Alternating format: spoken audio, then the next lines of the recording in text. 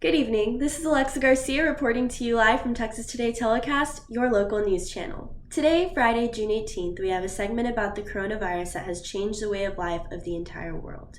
On March 11, 2020, the World Health Organization declared COVID-19 as a pandemic.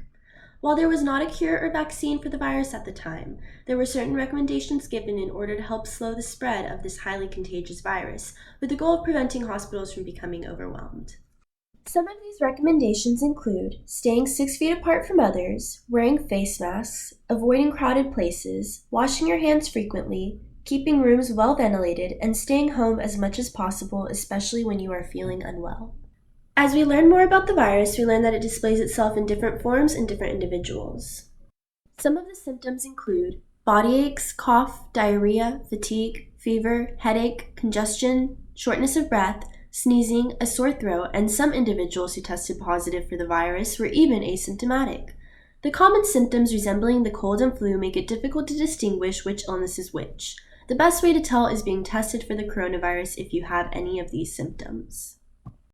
In Texas, as of today, 31,255,819 coronavirus tests have been taken. On January 5, 2021, the highest number of daily cases were reported in the state of Texas at a staggering 32,066 cases. As of June 17, 2021, 1,482 daily cases were reported. As more and more people have become vaccinated, cases have decreased dramatically. This has allowed for Texas, along with other states, to become less restricted in regards to the pandemic and has allowed for reopening. In the United States, schools moved to being online, more and more people worked from home, masks became mandatory in public entities, and the virus became a political issue. In the United States, 616,440 lives have been tragically lost due to complications from the coronavirus. 52,274 of those lives lost were Texans.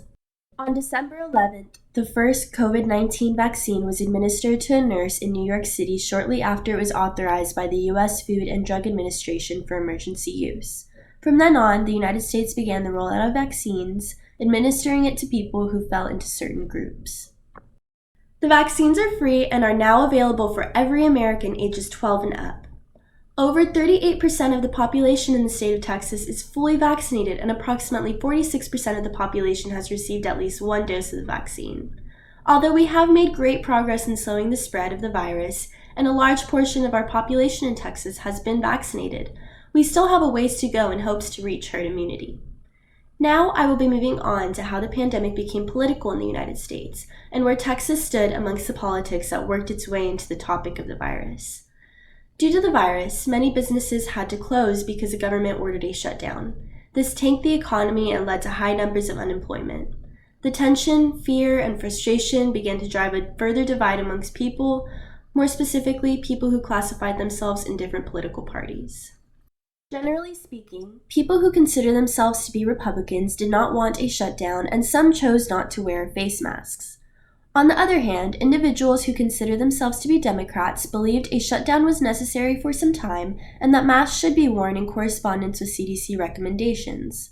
As you can see in the graphs, which are based on a survey conducted on Americans' attitudes towards the pandemic since March, there is a clear distinction between the actions of people who affiliate with these two parties.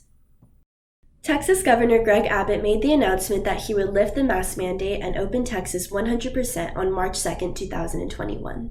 It became effective on March 10, 2021. Governor Abbott made the statement, "With the medical advancements of vaccines and antibody therapeutic drugs, Texas now has the tools to protect Texans from the virus." He further said, "We must now do more to restore livelihoods and normalcy for Texans by opening Texas 100%. Make no mistake, COVID-19 has not disappeared, but it is clear from the recoveries, vaccinations, reduced hospitalizations, and safe practices that Texans are using that state mandates are no longer needed." You heard that right, Texas is now open 100%. Mask mandates have been lifted, and it is up to you to decide whether or not you choose to wear a mask. Many businesses in Texas ask that if you have not been fully vaccinated to please wear a mask, but if you have been vaccinated, you do not have to wear one. It is at your discretion. I thank you for joining us to listen to our special segment on the coronavirus. Have a wonderful evening and tune in at 10 o'clock for our night news. Stay safe, my fellow Texans.